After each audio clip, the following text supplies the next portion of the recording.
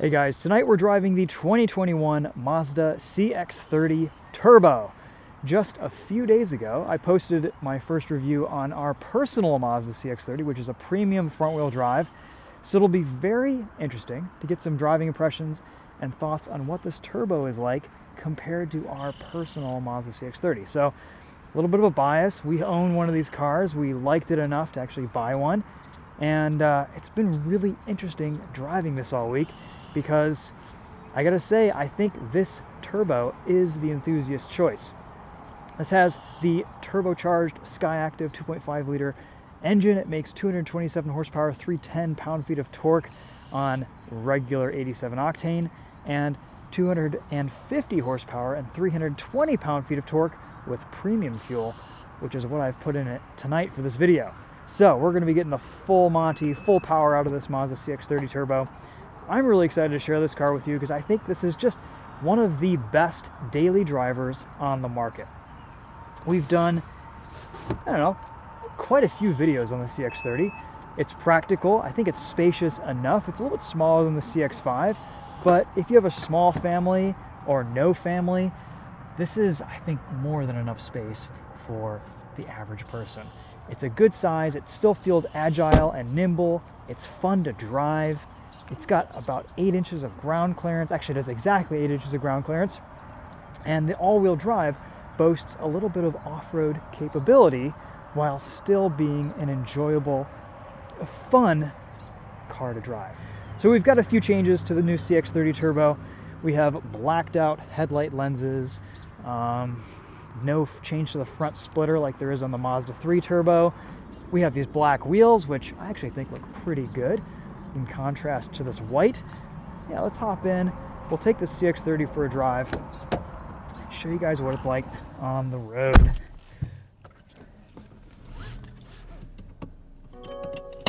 Not much, if anything, is different on the inside of the CX-30 Turbo from the standard car. We have a heated steering wheel button and some slightly different cruise control buttons, but that's really about it. It's all the same in here. And that is not a bad thing, because I do think this is one of the nicest interiors in the subcompact crossover class. It really does punch above its weight. This feels in line with the BMW X2, the Mercedes GLA, the Audi A3. I mean, this is really up there in terms of quality. And for $35,000, this car starts at like $33,900, I think. And this is spec'd up with a few options, floor mats, stuff like that, to just around 35 grand. So, pretty good option if you're searching for a luxury crossover, compact crossover slash lifted hatchback.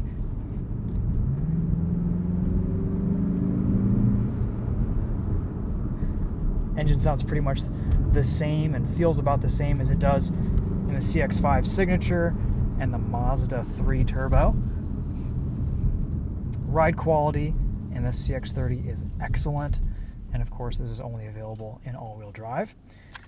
The only thing about the all-wheel drive is Mazda has this thing with their all-wheel drive crossovers that they don't want you to disable traction control. So instead of a traction control button, we have an off-road mode, which actually increases the traction control in cases where you're off-roading. You might experience a little bit of wheel articulation, and it'll grab the wheel that's up in the air spinning and give you traction to the other side of the axle, which I think is actually pretty cool tech. The rest of the time, this is a very non-invasive traction control system. You don't even notice it. It's very smooth, it's linear, it works in the background. You're just not going to be able to do massive snow drifts in this thing like you would with the Mazda 3 Turbo, for example, because that has a button. Important consumer advice and things to know. Yeah, this thing pulls. It's got some power. That is for sure. We're going to go in and turn off this head-up display. A little bit bright for my taste today. So if you guys have seen any of my videos on Mazda products, you know I do really like this infotainment. The scroll wheel, the kind of BMW iDrive style knob down here works really well. You have these quick access buttons that take you to your home and to your GPS and all these different things, and it works great. It does take a little bit getting used to. There is a learning curve, but once you get accustomed to it, It's a fantastic system to use on a daily basis, and I think it works. The screen is positioned nice and high, close to your field of view, and it's not a touchscreen, so you don't have to reach all the way up there. Everything is controlled right down there. It may be a touchscreen when you're sitting at a stop, but otherwise, it's pretty much all scroll wheel action.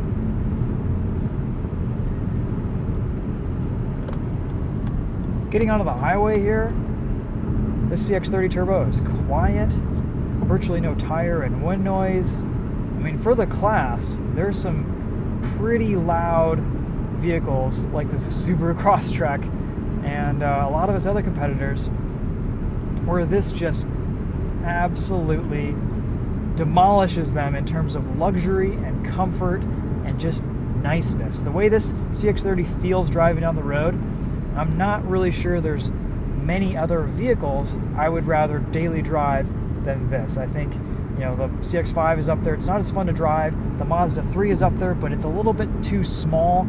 I think this is a really nice Goldilocks middle ground, and it achieves a really good balance between fun to drive, off-road capability, luxurious, practical, and that's why we bought one. So, getting that all out of the way, let's talk about what this CX-30 Turbo is like to drive over the standard CX-30. So, this being all-wheel drive, the steering's a little bit heavier. The power level is fantastic. It still does the same thing that a lot of these turbo Mazda engines do, where it doesn't quite rev to redline. So if we put it into third gear here, it'll really only go up to about 5,500 RPM and then shift. And that's because past 5,500 RPM, there's really no power and there's nothing to be gained for revving it out even more. You put it into manual mode, and it's the same story. It'll auto shift for you. Luckily though, the paddles do work really well. They're super responsive. There is a sport mode, and I believe it's the same story there. Yep, it'll auto shift for you in every situation, which I think isn't that big of a deal. This is still a crossover. This is not a sports car. It's not a hot hatch, even though it can outperform a lot of hot hatches and sports cars on the market in a straight line. And it's not a bad handling package either. It corners pretty well.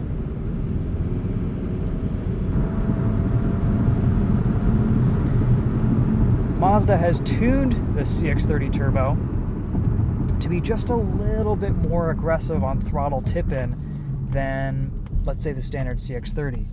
Apparently, people want less throttle linearity instead of more throttle linearity with their turbocharged lifted hatchbacks, and I have a little bit of a gripe with that. I think you should have as linear of a throttle as possible.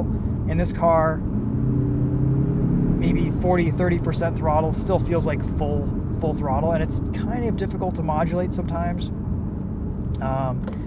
So I wish Mazda didn't quite do that, but honestly, it's not that big of a deal. It's not a deal breaker. It's just something to note that for an experienced driver who's used to flooring it a lot, I think you're going to feel like, whoa, there's not a lot of throttle resolution here. But for someone who just wants a car that feels fast, this is going to feel faster than a lot of other vehicles on the road because you don't have to press the gas down to really get the power out of the car. And I think some people will really like that. Very similar to like what a pedal commander or something along those lines would do. You do get quite a bit of wheel spin from the front tires. This is a front wheel drive biased all-wheel drive system. Basically, the rear axle is just in there to assist when it detects wheel spin up front, and that happens quite often. But that also just goes to show you how liberal the traction control system is in this car and how uninvasive it is. And that kind of goes into the rest of Mazda's philosophy with a lot of their new vehicles. They want a non-distracting, very relaxing driving experience, and this CX-30 really delivers on that. It's comfortable and luxurious in ways that many other vehicles on the road aren't, and I think it just drives incredibly well. The steering is good. I have a nice amount of feel here. The chassis has a really nice balance. Sport mode is a nice differentiator between normal. Gives you just slightly sharper shifts. The paddles are awesome.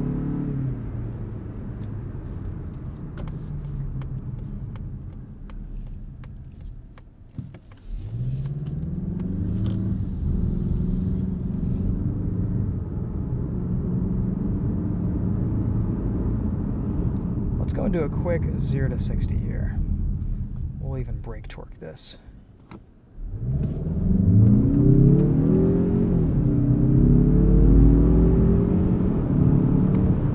It launches. That 0 to 30 is pretty quick. You get quite a bit of fall off at the higher revs with the power band.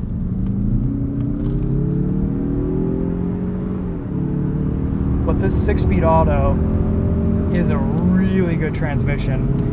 And that's the other big difference with the CX-30 Turbo, is it is so much smoother to drive than the standard CX-30. I'm kind of sad to report that, because the standard CX-30, I've complained, doesn't have the best transmission tuning. It's pretty good, and at least doesn't have a CVT. But the one big thing I noticed about the CX-30 Turbo, besides just the extra power, is that this drivetrain is so much smoother. The shifts are smoother. There's more torque for it to really ride out that power band. It's not downshifting or hunting for gears nearly as much as the standard CX-30, which again is pretty good.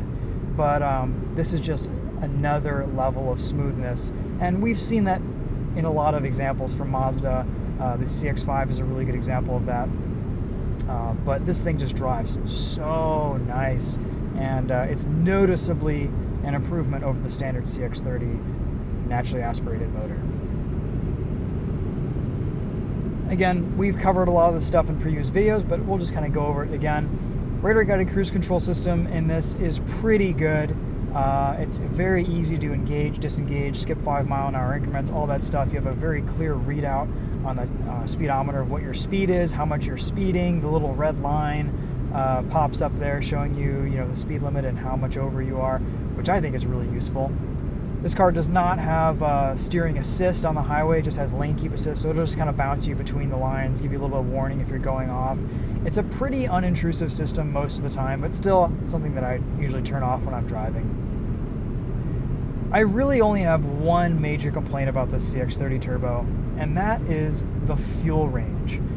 Right now, we have virtually a full tank of gas, and we're getting 220 miles of estimated range. At a full tank, if you're on the highway, if you're going at a reasonable speed, you could probably expect 270, 260 miles out of a tank of gas, which isn't a lot for a road trip. But around town, if you're hustling this thing, you're going to be getting around 200 miles to a tank, and I really don't think that's enough. It's not a very large fuel tank, and the fact this is all-wheel drive, turbocharged, I think you just need a larger fuel tank for more range. For a daily driver, you're going to be spending a lot of time at the gas pump. This is up there with like the GT350 Mustang and Shelby and a lot of other sports cars that have small fuel tanks for weight savings, but I think this is just more of a packaging thing. But this isn't uncommon. A lot of modern vehicles do have smaller gas tanks. This handling, this is just great. Even these standard, these are just all-season Bridgestone tires. They do the job. Good steering feel, nice communication, flat around corners. Ride quality is excellent.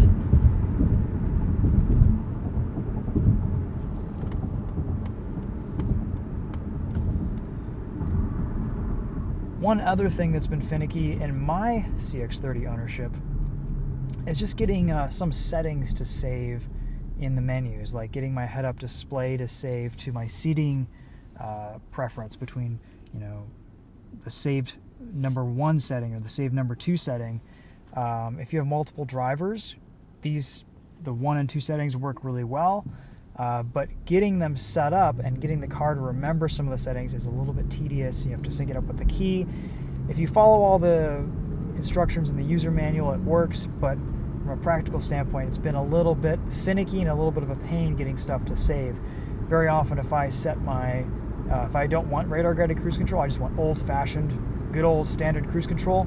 I change that in the settings, I save everything, and then next time I start up the vehicle, it's back to the way it was. Or if I turn my head-up display off and I don't save it to my seating position, it's back up there like it was. So I wish Mazda would do some software work. Maybe they can do this in an over-the-air update.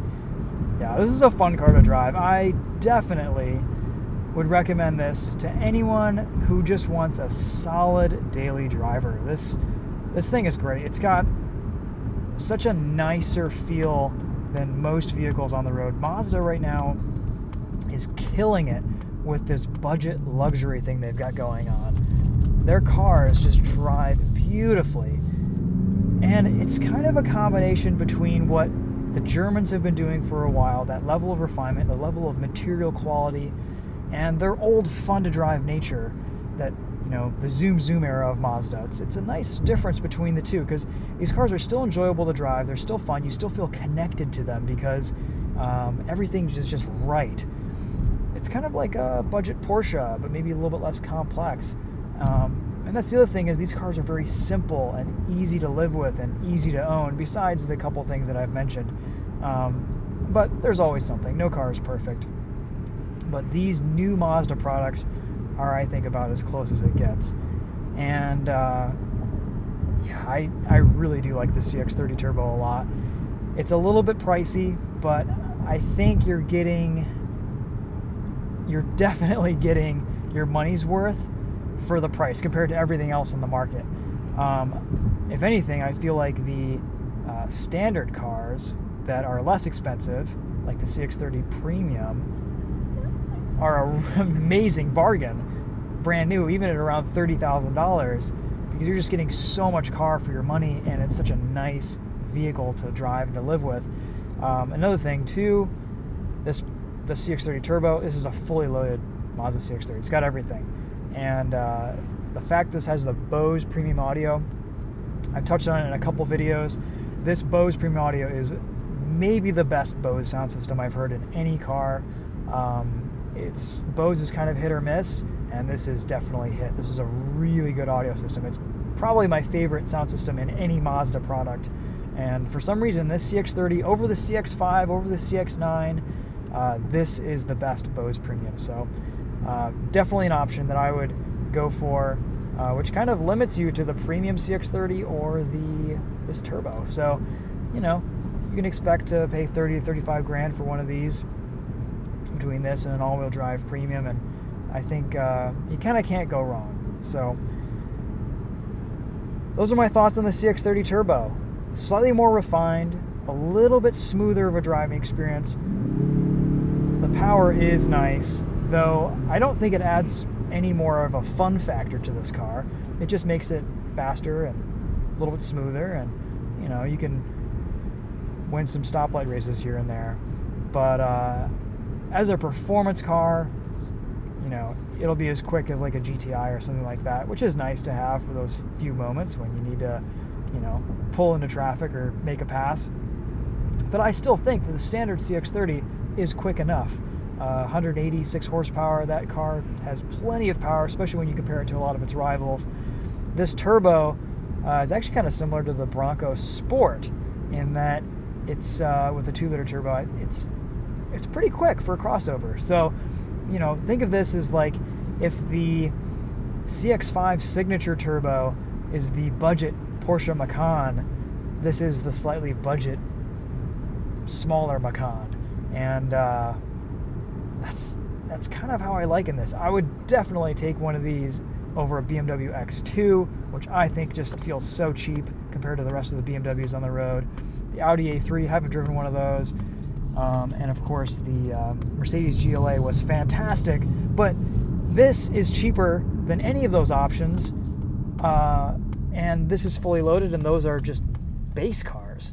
So, you know, with any options on any of those vehicles, you're going to be touching 50 grand easily, and this is as good, if not a better car to drive and live with, and I think it's still kind of got that special luxury vibe. It looks luxurious, it looks nice. So if you're trying to impress people, I think this will still do the job. All right, guys. Well, hopefully that kind of sums up the CX-30 Turbo for you. Let me know if you have any questions in the comments. Really top marks for Mazda on what they're doing with these cars. Do I wish that we would have bought a turbo instead of a standard CX-30 four-wheel drive? Not really. If I personally were buying it and it were my daily driver, I would maybe want this turbo just because it's just a little bit more of an enthusiast package.